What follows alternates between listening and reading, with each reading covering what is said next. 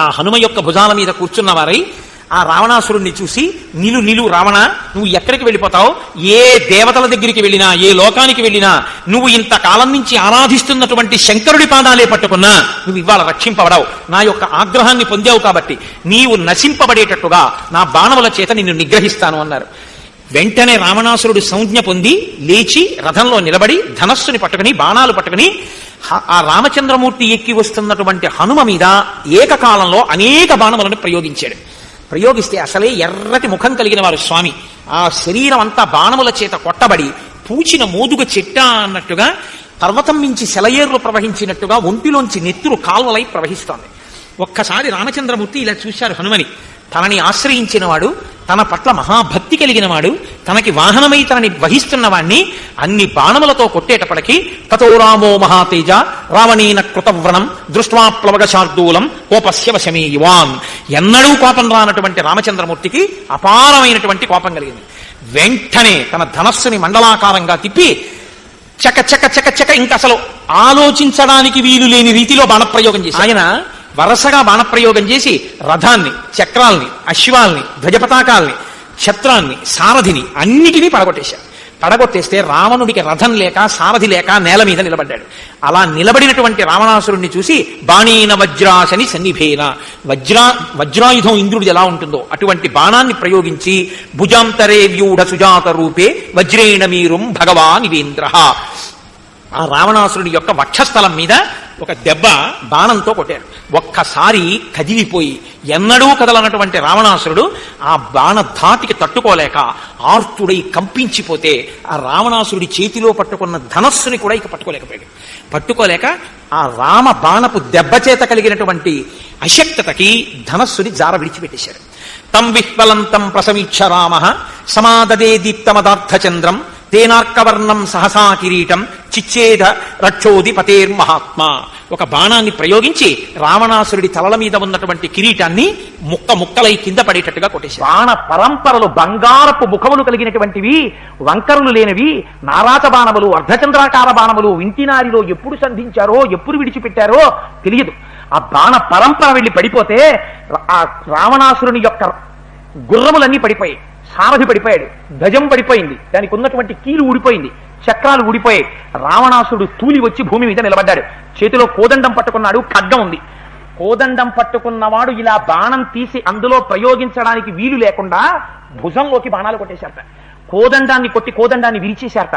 వాడు నిరుత్తురుడైపోయి ఇవి బాణాలా మెరుపులా తెలియక చేతిలో కోదండాన్ని పట్టుకుని అలా ఉండిపోయాడు. ఆ ఖడ్గం విరిగిపోయి వాడి మర్మస్థానములు శరీరంలో ఎన్నున్నాయో అన్నింటిలోకి బాణాలని దిగ్గొట్టేశారు.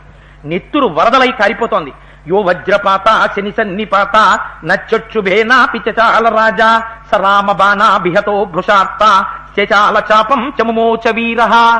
ఆ కొట్టినటువంటి బాణములలోంచి నెత్తురు వరదలై కారిపోతుంటే చేతిలో పట్టుకున్న కోదండం కూడా విరిగిపోతే తం విహ్వలంతం ప్రసమీక్ష రామ సమాదదే దీప్తమదార్థచంద్రం నేనార్కవర్ణం సహసా కిరీటం చిచ్చేద రక్షోధిపతేర్మహాత్మా. అర్ధచంద్రాకారమైనటువంటి బాణములను వింటినారికి తొడిగి విడిచిపెడితే దశకంఠుడైనటువంటి రావణుని యొక్క కిరీటము మెరిసిపోతున్న దాన్ని ఆ బాణములు వెళ్లి కొడితే ఆ పైన ఉన్నటువంటి కిరీటం డుళ్ళి కింద పడిపోయింది. ఆనాడుట మహానుభావుడు కొన్ని కోట్ల మంది రాక్షసులు మొహరిస్తే ఇలా ధనస్సు పట్టుకునే అలవాటున్న రామచంద్రమూర్తి మండలాకారంగా ఇలా తిప్పితే లోపల నుంచి కోర్కెలు పుట్టిస్తున్నటువంటి జీవాత్మ ఎలా కనపడదో అలా బాణపు దెబ్బలు తగులుతున్నాయిట.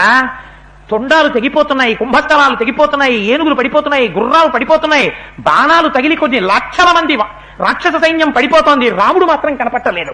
అగ్నిచక్రం తిరిగితే ఎలా తిరుగుతుందో అలా మండలాకారంగా ధనస్సు పట్టుకుని వృత్తాకారంగా తిరుగుతూ కోట్ల బాణ పరంపరని కొట్టేటొక్కటే. అన్ని కోట్ల మందిని ఒక్క రామచంద్ర ప్రభువు నిహతుల్ని చేసి పడగొట్టాడు. రోజున పడగొడితే అంతటి రావణాసురుడు తెల్లబోయాడు ఆ యుద్ధాన్ని చూసి. దాన్ని స్వీకరించి ఆ రామచంద్రమూర్తి ఆ రథానికి నమస్కారం చేసి ఆ రథం ఎక్కి రామరావణ యుద్ధం ప్రారంభమైంది. చండ ప్రచండమైన యుద్ధం జరుగుతోంది.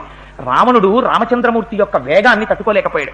ఆయన కొడుతుంటే బాణాలని దగ్గరికి వస్తున్న మేఘాలని పెనుగాలి కొట్టినట్టు కొన్ని ధనస్సుల దూరం వెనక్కిపోతున్నాడు ఆయన బాణ పరంపర తట్టుకోలేక.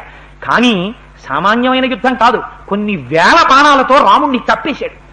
ఆకాశం చిమ్మ చీకటైపోయింది, గాఢాంధకారం పకటిపూట. ఎందుకని అటువైపు నుంచి ఆయన వేస్తున్నాడు, ఇటువైపు నుంచి ఈయన వేస్తున్నాడు. ఆ బాణ పరంపర కప్పేసి ఆకాశం చీకటైపోయింది, పర్వతములు గూర్నిళ్ళే, నదులు క్షోభించాయి, సముద్రాలు కలత చెందాయి, ప్రాణులన్నీ ఊపిరి తీసుకోవడం మానేశాయి. రాముడు అన్నారు, ఇక మీరెవరు యుద్ధం చెయ్యకండి, రాముడో రావణుడో మీరు అలా చూడండి అంతే, ఇంకా నిలబడన్నారు. రాక్షసులు నిలబడిపోయారు, వానరులు నిలబడిపోయారు.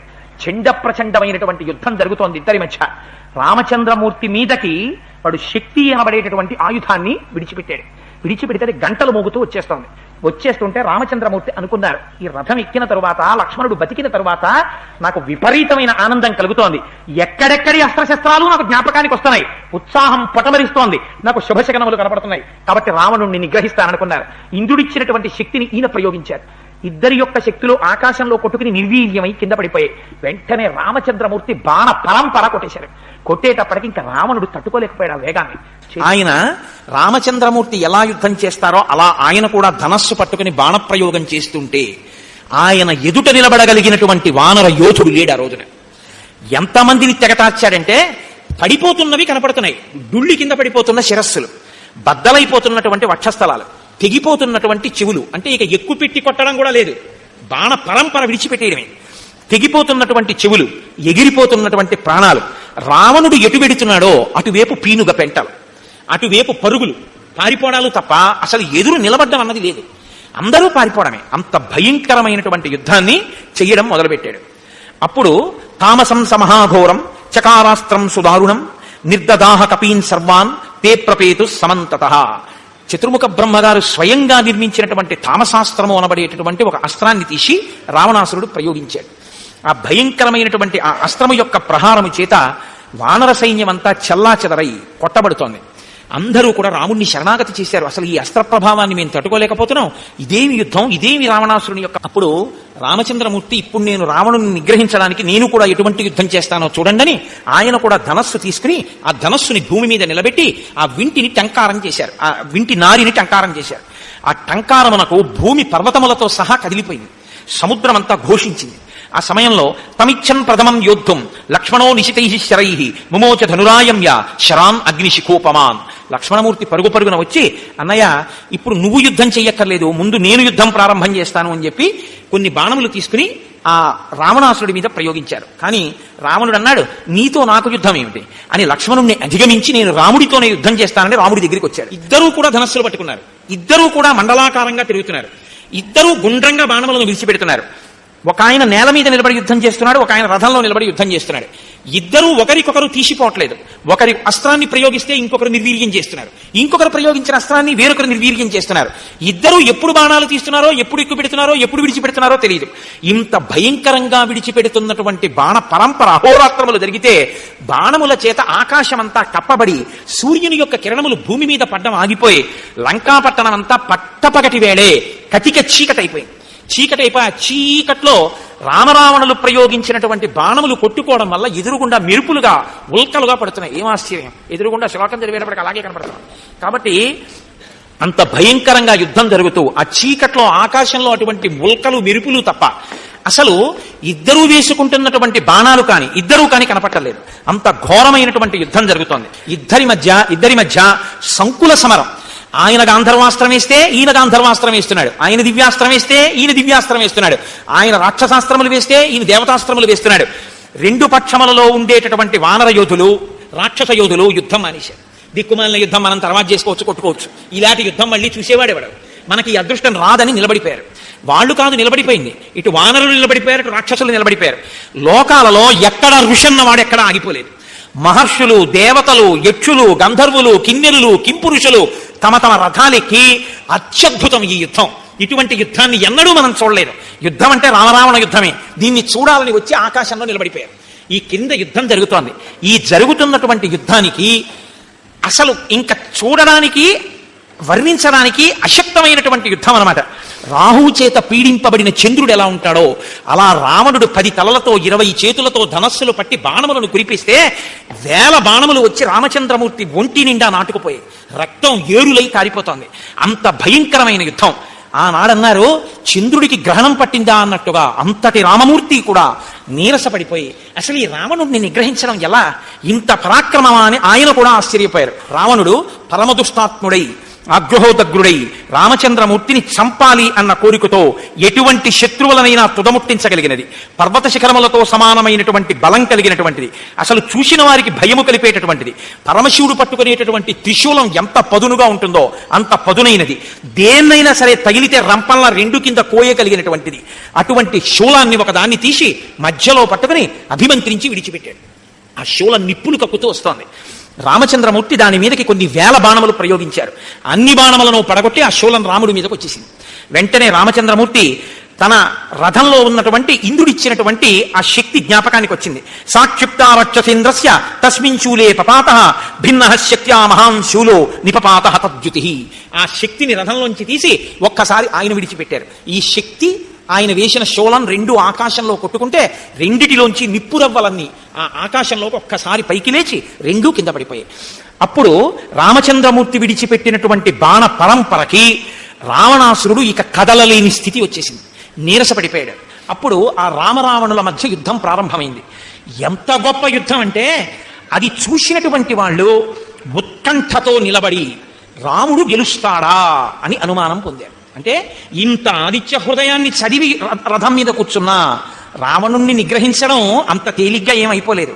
తతో రాక్షస సైన్యంచ హరీణంచ మహద్దలం ప్రగృహీత ప్రహరణం నిశ్చేష్టం సమతిష్ఠత.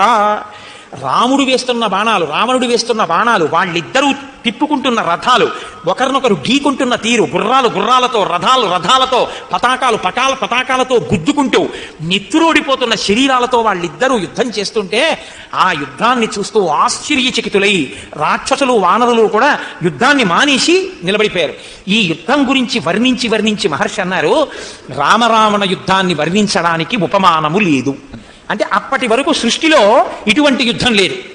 మహాక్రుద్ధుడైనటువంటి రామచంద్రమూర్తి అహోరాత్రములు నిలబడి యుద్ధం చేస్తున్నారు. ఎంతకాలం ఈ యుద్ధం?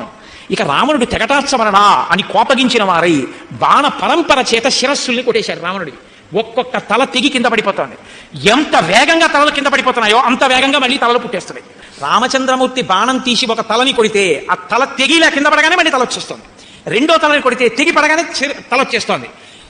100 మార్లు తలలు తెగి కింద పడిపోయాయి. ఎన్ని 100 మార్లు తెగి పడిపోయాయో అన్ని 100 మార్లు మళ్ళీ ఆ తలలు లేచి శరీరానికి అంటుకున్నాయి. ఆశ్చర్యపోయినటువంటి రామచంద్రమూర్తి మరింతగా ఖేదాన్ని పొందారు. ఏమిటిది? తలలే దించేసినా మళ్ళీ పుట్టేస్తున్నాయి. నేను ఏ బాణంతో వాలిని కొట్టానో ఆ బాణాన్ని ప్రయోగించినా రావణుడు చావలేదు. ఏ బాణంతో 7 సాలవృక్షములను కొట్టానో ఆ బాణం ప్రయోగించినా రావణుడు చావలేదు. ఏ బాణంతో 14,000 మంది కరదూషణాదుల్ని కొట్టానో ఆ బాణంతో కొట్టినా రావణుడు చావలేదు. ఎన్ని అస్త్రములున్నాయో అన్నిటిని ప్రయోగించినా రావణుడు మరణించలేదు. ఎన్ని నారాచమానములను ప్రయోగించినా రావణుడు నిహతుడు కాలేదు.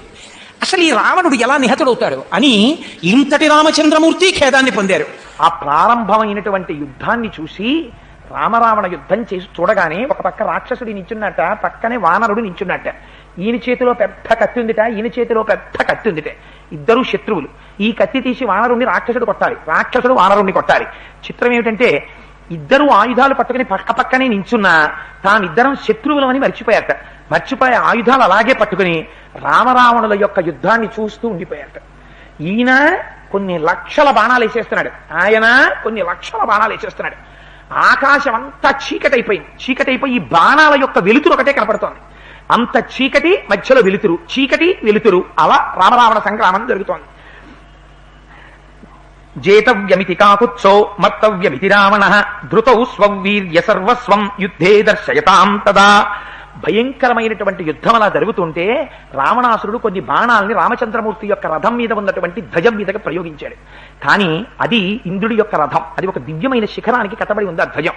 ఆ శిఖరము యొక్క శక్తి చేత ఆ వేసినటువంటి బాణములు నిర్వీర్యములైపోయాయి. రామచంద్రమూర్తి చూసి ఆగ్రహం వచ్చి ఆయన తిరిగి బాణప్రయోగం చేశారు. రావణాసురుడి రథం మీద ఉన్నటువంటి ధ్వజం విరిగిపోయి నేల మీద పడిపోయింది. పడిపోయిన తరువాత కొన్ని బాణాలు తీసి రావణాసురుడు రామచంద్రమూర్తి యొక్క రథానికి ఉన్నటువంటి గుర్రాల్ని కొట్టాడు. తే విద్దాహరయస్తత్ర నాస్ఖలన్నాపి భద్రము బభూవ స్వస్థ హృదయ పద్మనాళైరివాహతాః. పెద్ద పెద్ద తామర పువ్వులకి కింద కాడలుంటాయి. ఆ కాడ పెట్టి కొడితే ఎలా దెబ్బ తగలదో అలా ఆ గుర్రాలకి రావణాసురుడు వేసిన బాణాలకి కనీసం అవి కదలను కూడా కదలేదట. అలా నిలబడ్డాయి. గదాశ్చ పరిఘాశ్చైవ చక్రాని ముసలాని చ గిరిశృంగాని వృక్షాంశ్చ తథాశూల పరశ్వధ మాయా విహితమేతత్తు శస్త్రవర్షమపాతయత్ తుములం త్రాసజననం భీమం భీమ ప్రతిస్వనం.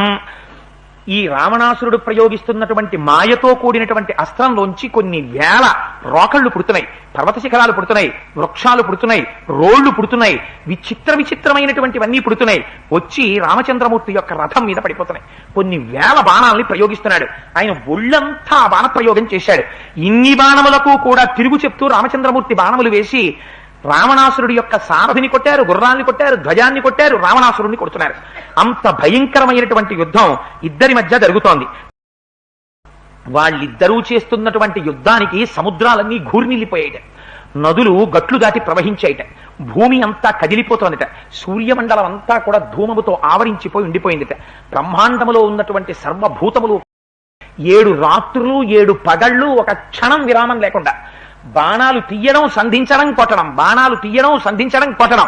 అటువైపు నుంచి కొన్ని కోట్ల బాణాలు, ఇటువైపు నుంచి కొన్ని కోట్ల బాణాలు. ఎవరి మీద ఎవరు?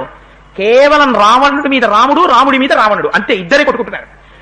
ఎన్ని అస్త్రాలున్నాయో అన్ని అస్త్రాలు ప్రయోగించేస్తున్నారు, ఎన్ని బాణాలున్నాయో అన్ని బాణాలు ప్రయోగించేస్తున్నారు. లోకం సంక్షుభితం అయిపోతోంది. ఎక్కడెక్కడి వాళ్ళు వచ్చేస్తున్నారు. ఆకాశం అంతా నిండిపోయింది, కట్టిక చీకటైపోయింది, గాఢాంధకారం, సూర్యప్రకాశం కూడా భూమి మీద కందట్లేదు. ఆ చీకట్లో బాణాలు మెరుస్తున్నాయి, అలా కొట్టుకుంటున్నారు. కానీ జయం మాత్రం నిశ్చితం కాలేదు. ఆ యుద్ధం అలా జరుగుతూనే ఉంది రాముడితోటి. వాడి అసాధ్యం కూడా వాడు చూడండి, వాడు సామాన్యుడు కాడు. 7 రాత్రులు 7 పగళ్ళు అటువంటి రామచంద్రమూర్తితో ఒక క్షణం విశ్రాంతి లేకుండా యుద్ధం చేసి నొప్పించాడు వాడు. అంత యుద్ధం చేస్తే మాటలు అన్నాడు వెనక్కి, రామా 7 రాత్రులు 7 పగళ్ల నుంచి యుద్ధం చేస్తున్నావు, సామాన్యమైన యుద్ధం కాదు, ఇంకెంతసేపు చేస్తావు? దేవతలందరూ రావణాసురుడి యొక్క శిరస్సు పడిపోయేటటువంటి ముహూర్తాన్ని నిర్ణయం చేసిన సమయం ఆసన్నమైపోయింది. మరిచిపోయావా రామా? అగస్త్యుడిచ్చినటువంటి దివ్యమైన అస్త్రం నీ యొక్క తూణీరంలో ఉంది, దాన్ని బయటికి తీసి అభిమంత్రించి విడిచిపెట్టు అన్నాడు. వెంటనే రామచంద్రమూర్తికి జ్ఞాపకానికి వచ్చింది ఆ అస్త్రం. దాన్ని తీస్తున్నారట పైకి. అసలు దాన్ని తూణీరంలోంచి పైకి తీస్తున్నారు.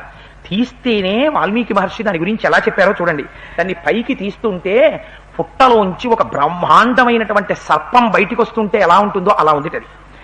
దాన్ని ఆ బాణానికి ఉన్నటువంటి గొప్పతనం ఏమిటో తెలుసుటండి, దాని రెక్కలలో వాయువు ఉంటుంది సహజంగా.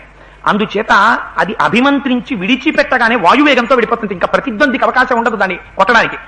దాని ములుకులో అగ్ని సూర్యుడు ఉంటారట, బంగారు ములుకుతో ఉంటుంది. ఆ ములుకు చూసేటప్పటికే ఎటువంటి వాడి గుండెైనా జారిపోవలసింది. దాని అధిష్టానంగా మేరుమందల పర్వత శిఖరాలు ఉంటాయి. అందుకని అటువంటి బరువుతో వచ్చి మీద పడిపోతుంది. దాని శరీరం బ్రహ్మమయం అయి ఉంటుంది ఆ బాణానికి. అందుకని దాని శరీరమే బ్రహ్మం, అంతే. అంతటా నిండిపోయినటువంటి పరమాత్మ స్వరూపంతో ఉంటుంది ఆ బాణం. జాజ్యల్యమానం వపుషా సుపుంకం హేమభూషితం తేజసా సర్వభూతానాం కృతం భాస్కరవచ్చసం. భాస్కరుడు సూర్య భగవానుడి యొక్క తేజస్సు ఎలా ఉంటుందో, మిట్ట మధ్యాహ్నం ఇలా ఆయన్ని ఎలా చూడలేమో అటువంటి తేజస్సుతో ఉంటుంది ఆ బాణం. ఈ బ్రహ్మాండాల్లో ఎన్ని భూతాలున్నాయో అన్ని భూతముల యొక్క తేజస్సులోంచి కొంత కొంత తేజస్సుని తీసి ఆ బాణాన్ని నిర్మాణం చేశారట. సధూమమివ కాలాగ్నిం దీప్తమాసి విషం యథా పరనాగాశ్వ బృందానాం భేదనం క్షిప్రకారిణం. అది ధూమంతో నిండిపోయినటువంటి కాలాగ్ని ఎలా ఉంటుందో అలా ఉంటుంది. ఆ బాణం ఇంతకు ముందు ఎన్నో దేవతల యొక్క గుర్రాలకి ఏనుగులకి శరీరాన్ని భేదించుకుంటూ వెళ్ళింది. ద్వారాణం పరిఘాణాంచ గిరీణామపి భేదనం నానా రుజిర సిక్తాంగం మేధోదిగ్ధం సుదారుణం. అది ఇంతకు ముందు పర్వతాల్ని భేదించింది, పెద్ద పెద్ద ద్వారాల్ని బదలగొట్టింది, పరిగల్ని విరిచేసింది, ఎందరో రాక్షసుల యొక్క గుండెల్ని భేదించింది. దాని ఒంటి మీద కొంత రక్తం కొవ్వు పూయబడి ఉంటాయి. వజ్రసారం మహానాదం నానా సమితిదారణం సర్వవిత్రాసనం భీమం శ్వసంతమివ పన్నగం. పావులా ఉన్నటువంటి ఆ బాణాన్ని పైకి తీసి వింటినారికి పెడుతుంటేనే శత్రువుల గుండెలు ఉణికిపోయేటటువంటి ధ్వని చేస్తుంది. అది శత్రు సైన్యాల గుండెల్ని చీల్చడం తప్ప వేరొకటి తెలియదు దానికి. అటువంటి బాణాన్ని తీశారు. కంకగృధ్రవలానాంచ గోమాయుగణరక్షసాం నిత్యం భక్షప్రదం యుద్ధే యమరూపం భయావహం. ఆ బాణం ఇంతకు ముందు ఎక్కడెక్కడ ప్రయోగింపబడిందో అక్కడక్కడ వెంటనే డేగలు, గ్రద్దలు, రాబందులు, నక్కలు, క్రూరమృగాల యొక్క గుంపులొచ్చి అవన్నీ తినడానికి కావలసినంత మాంసం పడేటట్టుగా శత్రువుల యొక్క గుండెల్ని బద్దలగొట్టినటువంటి బాణంట ఆ బాణం. దాని బరువులో మేరు పర్వతం మందర పర్వతం ఎంత బరువు ఉంటాయో అంత బరువుని పొందుతుంది ఆ మంత్రాన్ని అభిమంత్రించగానే బాణం. దాని రెక్కలలోకి వాయుదేవుడు ప్రవేశిస్తాడు, దాని ములికిలోకి అగ్ని సూర్యుడు ప్రవేశిస్తారు. ఆ బాణం విడిచిపెట్టగానే అభిమంత్రించేది వాయువేగంతో వెడుతుంది. అది పెద్ద పెద్ద పర్వతములను కూడా చూర్ణం చేసేస్తుంది. అది కొవ్వు చేత పూత పూయబడి ఉంటుంది. అది అపారమైనటువంటి తేజస్సుతో ఉంటుంది. మహాసర్పం ఎలా మెరుస్తుందో అలా మెరుస్తుంది. ఎవరి మీద ప్రయోగించారో ఆ పురద్వారములను, తోరణములను, పర్వత శిఖరములను, ఆ పట్టణంలో ఉన్నటువంటి వాళ్ళని అందరినీ కూడా గడగడ ఆడిస్తుంది. ఆ బ్రహ్మాస్త్ర ప్రయోగం ప్రారంభం చేస్తే చాలు సముద్రం కలత చెందుతుంది, భూమి అంతా కూడా కదులుతుంది, పర్వతములు క్షోభిస్తాయి. అంత భయంకరమైనటువంటి అస్త్రము రామాది. అటువంటి అస్త్రాన్ని, అంత భయంకరమైన బాణాన్ని తీసి చేతిలో పట్టుకుని దాని మీద బ్రహ్మాస్త్రాన్ని అభిమంత్రించేటప్పటికీ భూమి అంతా ఒక్కసారి కంపించింది. సరావనాయ సంకృద్ధో భృశమాయం యకార్ముకం చిక్షేప పరమాయత్త తం శరం మర్మఘాతినం. శత్రువు యొక్క మర్మస్థానములను భేదించగలిగినటువంటి ఆ బాణాన్ని వింటినారికి తగిలించి బ్రహ్మగారిని ప్రార్థన చేసి వింటినారిని టంకారం చేసి బాగా ఆశాంతం చెవి వరకు లాగి పరమాత్మని స్తోత్రం చేస్తూ శత్రువు నిగ్రహింపబడాలని కోరుకుంటూ బాణాన్ని విడిచిపెట్టడానికి రామచంద్రమూర్తి సిద్ధపడుతున్నారట. ఆ వింటినారికి సంధించి ఆ బాణాన్ని విడిచిపెట్టగానే ఒక్క క్షణంలో ఆ బాణం భయంకరమైనటువంటి ధ్వని చేస్తూ లోకాలన్నింటినీ క్షోభింపచేస్తూ, ఇంతకాలం ఏ రావణుడు లోకములనన్నింటినీ పీడించాడో ఆ రావణుడి యొక్క గుండెలని బద్దలు చేస్తూ నెత్తురు తాగుతూ రావణాసురుని యొక్క వక్షస్థలంలోంచి దూసుకుని వెళ్లి భూమిలోకి దూరి మళ్లీ పైకి లేచి ఆయన చేతిలో ఉన్నటువంటి ధనస్సు కింద పడిపోయింది. రావణాసురుడి యొక్క గుడ్లు తిరుగుడు పడిపోయాయి. చేతిలో ఉన్న ఆయుధాలన్నీ జారవిడి చేశాడు. ధనస్సు ప్రాణాలు విడిచిపెట్టేశాడు. రథం మించి ఒక్కసారి రావణ శరీరం భూమి మీద పడిపోయింది. పడిపోగానే